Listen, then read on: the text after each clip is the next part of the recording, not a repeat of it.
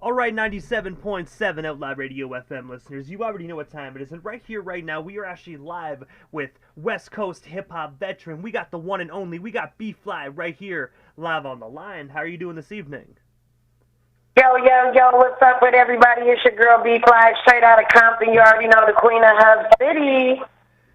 And I gotta ask, how's everything out there in Compton? I gotta say, you're out there in California with the palm trees and the summer weather 24/7, so I gotta say, it must be beautiful to actually kind of get back to normal life after the terrible pandemic.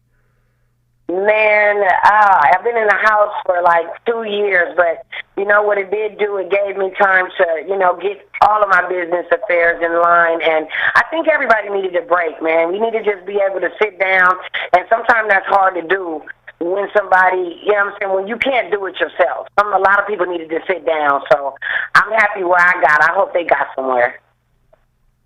And also, as well, I have to ask, because I know you're a busy individual, so I'm going to dive right into this broadcast, but what originally made you decide to venture into the music industry initially? Okay, well, my father was a poet, and I used to go to a lot of poetry houses with him.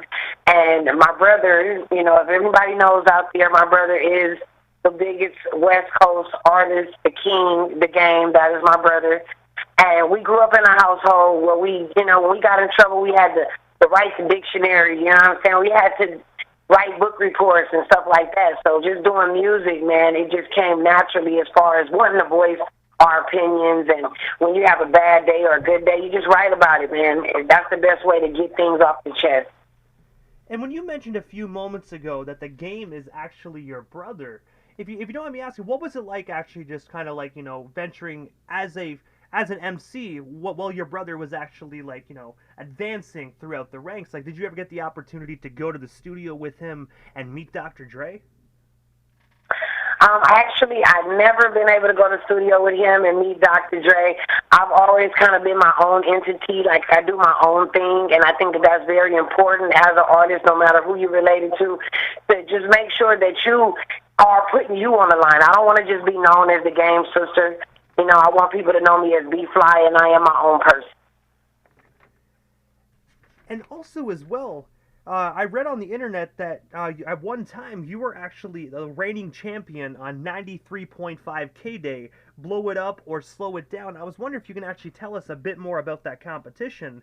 And of course, how did you originally actually get on the radio and participate? Well, I had a song called Feel My Pain.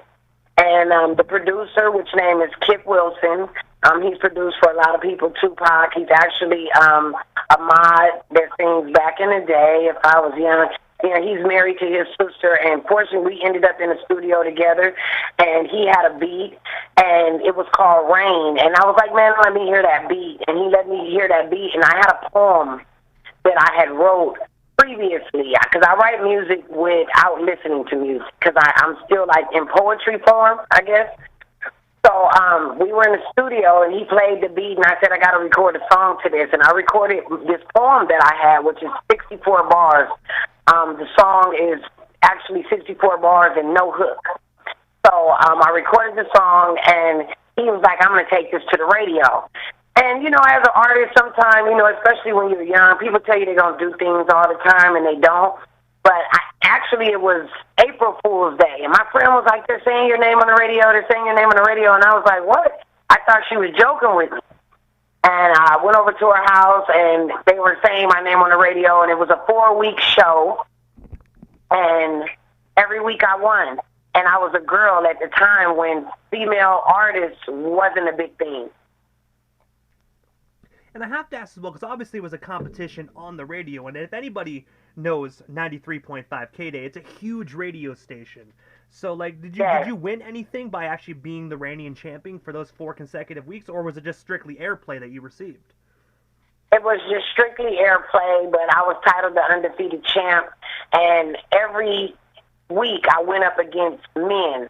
Like, if there wasn't a lot of female rappers at the time, so I was going up against men, and to me, that's queen of it all. I gotta say that definitely is extraordinary, and at the end of the day, people definitely recognize that and heard that, because like at the end of the day, everybody has K-Day blasting on their radios, even still to this day. So I definitely Yeah. bet you any money that that song resonated with a lot of individuals. I've had some good things going on with K-Day. Like right now, the Baker Boys are back on K-Day, and I actually have a chance to work with them with a new song that I have called Poppin' Poppin', and that's doing really good numbers right now. So we're gonna shoot a video for it, but I've gotten blessed in so many different situations, but they are actually a part of K-Day right now, so that's a great thing as well. And also, as well, you've actually had the opportunity to open up for fellow West Coast veteran and legend, the one and only Sugar Free. I was wondering if you can tell our listeners a bit more about that experience. And of course, did you get the opportunity to meet Sugar Free before or after your performance? Well, the performance came at like a last minute thing. Like another artist, I guess, couldn't make it, and my mom was good friends with the promoter, and she happened to be on the phone with him, and he was talking about an artist not showing up, and she called me and asked me could I make it, and it was last minute. I flew there with my friends, and I actually opened up for Sugar Free and DJ Quick, and that was like my first big performance ever.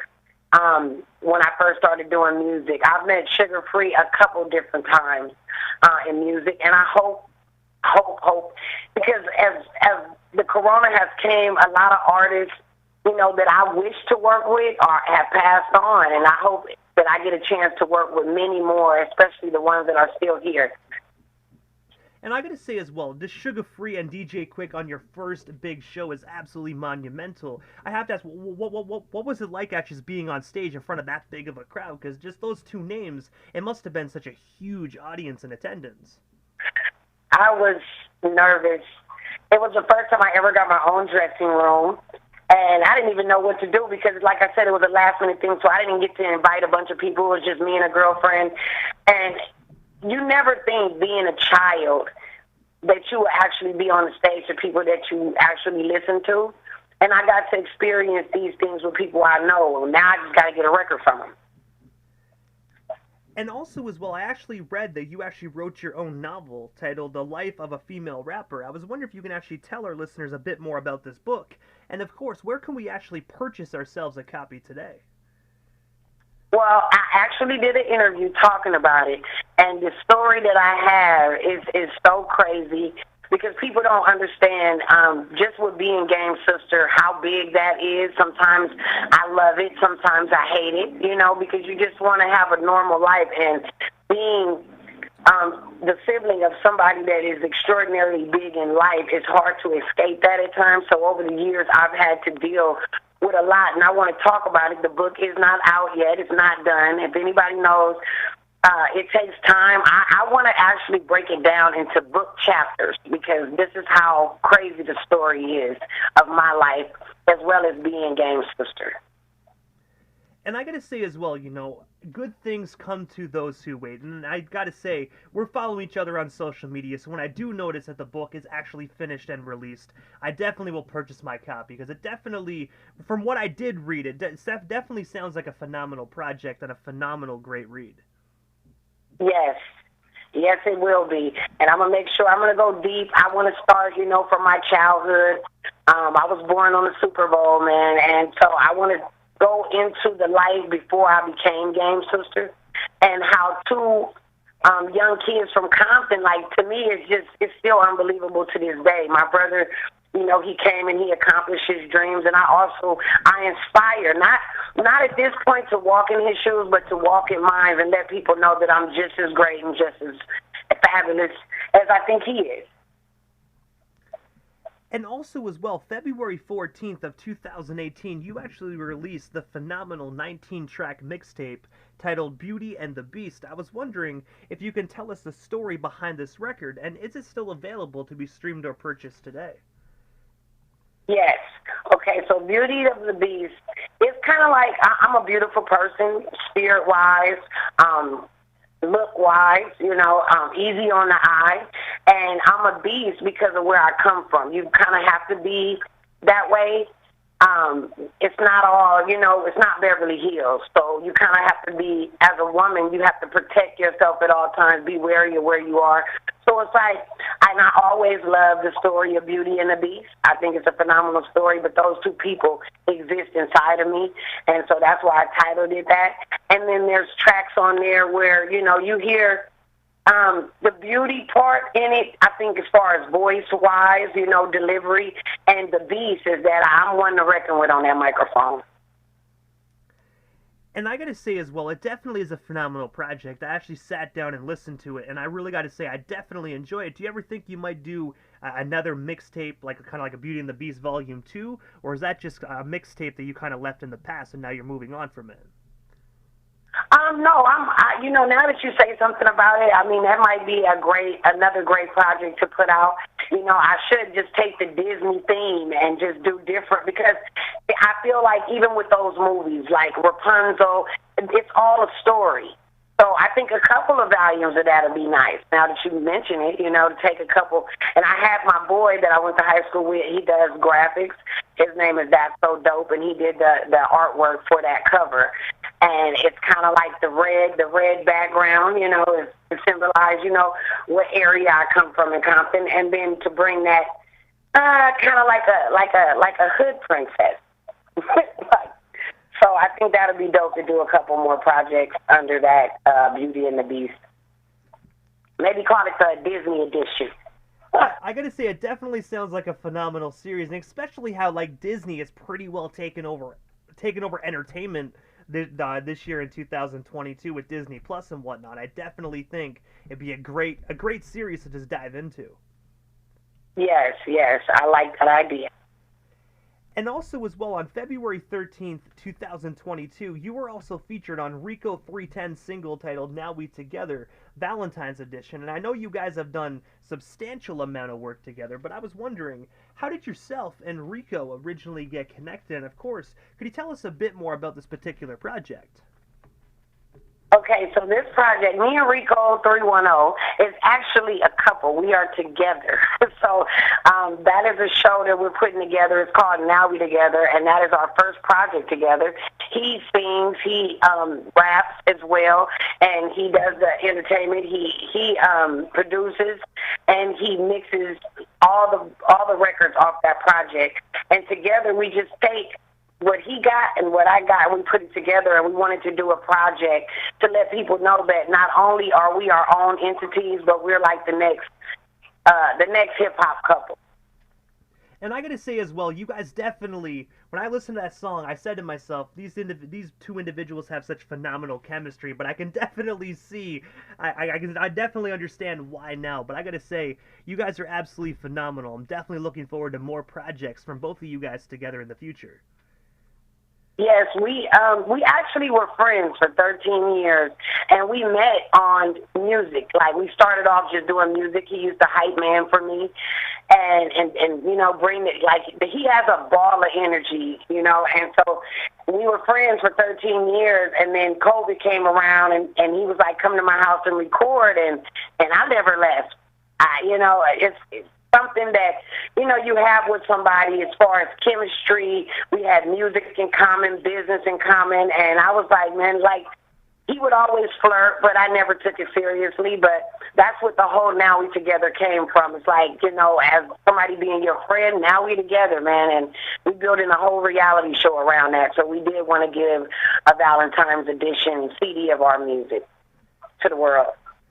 And also, as well, I actually read that aside from Compton, California, and of course the entire USA, your talents have actually not gone unnoticed, where you actually dove into the European market, where you were actually featured on Charmaine's song, Sensational. I was wondering, could you tell us a bit more about that? And of course, how did you originally land your music out in Europe? Well, it's always about networking. And actually, she came through my brother Big Face 100 at the time. He knew somebody. We were very active on MySpace, and we started connecting with people. And they sent me the record. She sent me a record. It's called Sensational, and I thought it was a beautiful record. And like I said, me coming from a poetry background, I was like, I'm one of those artists where nothing, I feel like anything, I can do anything. I don't want to be a certain genre because I can do pop. I'm a writer first. So I can do pop, I can do country, I can do hip hop, I can do it all. So when I got that record, that was my first time experiencing that type of record, and I wanted to give her that kind of poetic feel on top of her beautiful voice. And I ended up in UK on UK radio, and just to hear them in their accent say, you know, my name, I thought that was dope. So that's something on my resume I'm very proud about, because she also has a robotic mix to it too, so they can find that online.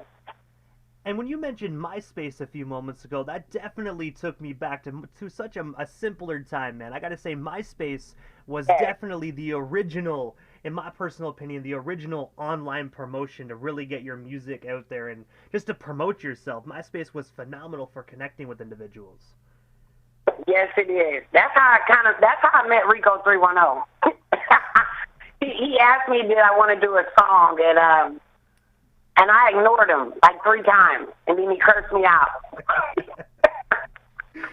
And then I ended up at a club at Ray J's birthday party, and his friends were telling him, like, man, her and her girls are going to beat you up, you know? And we didn't beat him up, but we ended up meeting under different circumstances because I had forgot about, you know, him even cursing me out. And I lost the camera and the phone, and he helped me find it. And he said, hey, man, I tried to hit you up to see if you want to do a song with me. And you know, I cursed you out. And I said, you cursing me out? And he was like, yeah. And I'm like, well, I don't remember none of that, but I'll give you my number because I am about my business. And that's kind of how me and Rico's whole relationship started. Hey, you can never go wrong with MySpace, in my personal opinion. It was phenomenal. I wish they'd bring it back, in my personal opinion. It was always better than Facebook. Man, it was like to see the transition of all this social media and to actually keep up.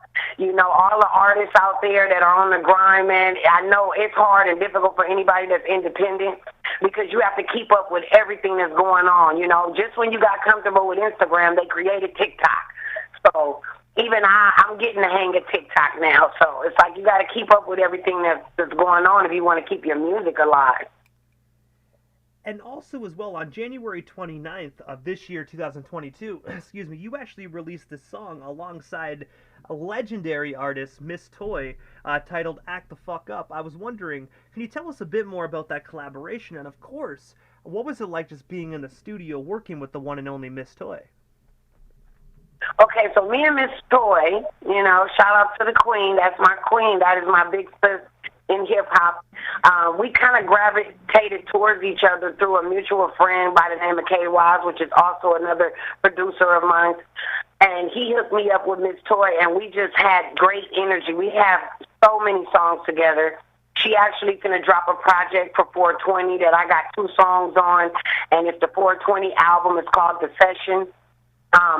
And it's about to drop on 420, but I have this song called Act the Fuck Up, and I was like, you know what, I had a version with someone else, but it needed a female remix to it, and I figured, you know what, let's put Miss Toy on it because we have so many other songs together and balance it out because you don't see too many females on the West Coast featuring one another, and I love that sisterhood about us. We have no problem. We don't look at each other as competition. We look at each other like 2 women that are in business that want to get something done.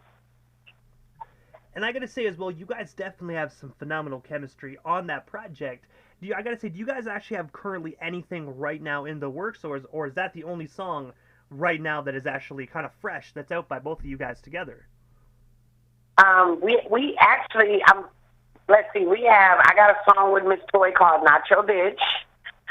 She has a song with me called On Everything that's on her album that she just dropped. We have a new song called Go Viral. Y'all make sure y'all go check that out. Go Viral. Go download it on all platforms. Go to MissToyMusic.com, and I also have my website, which is QueenB.Fly.com. And y'all can keep in tune with us and hearing everything that we got in store. Me and her will make a project. I want to do a mixtape with Miss Toy and work on some of the songs. Maybe we can do a remix, or you could do it, put your back into it. Man, the femix. I like to call them the female remix. I gotta say, that would definitely be a phenomenal collaboration, definitely. You can never go wrong with that Ice Cube and Miss Toy song. Yeah, I'm telling you, man, that's legendary stuff, and that's one of the reasons why I look up to her. Because, see, what females don't understand is that, if let's say she never made another song, that song right there is money. And it's going to get you paid. There's no time that they can play it that people are not going to jam to it. It's going to be used on commercials. It's very, what would I like to call it, worldwide. And, in my whole career, that is what I want to do. I want to leave music here so people have it, and I want to keep making it, man, because it's just that easy, man. It's my passion. But I have to ask, what is next for yourself, B.F.L.Y? Is there anything we happen to miss during this interview? Anything else you do still want to talk about or promote? Well, we still got you here live on the Canadian FM dial this evening. Yeah, so I'm working on my project, and it's called Still Fly, because I am still fly. And this project is like an EP, and then I'm going to put out an album, but right now I'm just going to work on my EP right now, and I got a lot of, I'm going to focus kind of more on myself and a couple features. But I want people to get to know who I am now as being the artist that I used to be and learning how to keep up with the wave and, production, So I'm working with 310 Production. I got KYs. I got the Baker Boys. And so those are my three producers right now that actually know me as a person and the kind of music that I like. So that's what I'm working on. I'm going to drop that. I want to say 4th of July. I gotta say, that would definitely be a phenomenal time to actually drop that, because everybody's partying. Everybody's partying on the 4th of July. Yeah, and that's what kind of music it is. It's like feel good. It's, your car. You just want to have a good time, man, and that's what it is. I want to make people feel good. I want people to dance, party, and the songs are more summertime. So, Still Fly coming soon, y'all. And y'all can check out my website again, like I said, queenbfly.com. is where you can find all my music and anything coming up. And before I leave, I want to say that Beauty and the Beast mixtape is only on SoundCloud. So y'all can go and look at SoundCloud, B.F.L.Y, which means be fabulous and love yourself. And also, B.F.L.Y, I know you dropped your website a few moments ago, but if you can, this is the time in the interview quickly that I do give a chance for the individual that slides into the radio station airwaves, just a chance to give shout-outs to whomever they want to give shout-outs to, but most of all, your social media handles. That way our listeners can follow you and stay more updated on everything B.F.L.Y if they're not already doing so. Yeah, so on Instagram, you can follow me at B.F.L.Y. And on Facebook, if you guys Facebook, my name is Sharani Taylor, Sherani Taylor. And I just want to give a shout out to all my followers, all the people that continue to support me, anybody that just learned of me today. I want to give a shout out to all the productions, KY's, 310 Productions, the Baker Boys, Miss Toy, and anybody that I'm working with futuristically. And I'm going to give a shout out to God for continuing to keep me going, because in 2018, I fell 30 feet and I broke my pelvis in 3 places. I have a screw, brackets, and pins, and I have the power and the will to continue to keep going, so do not give up on your dreams, man. I gotta say, that is definitely a phenomenal story, and I'm glad to hear that you are actually still here with us today, and still on your own 2 feet, grinding like the phenomenal MC you are. Yes, man. God is great and good all the time, man. I'm happy to be here to continue to do it. And I appreciate Outlaw Radio, man, for having me here. Canada's #1, man.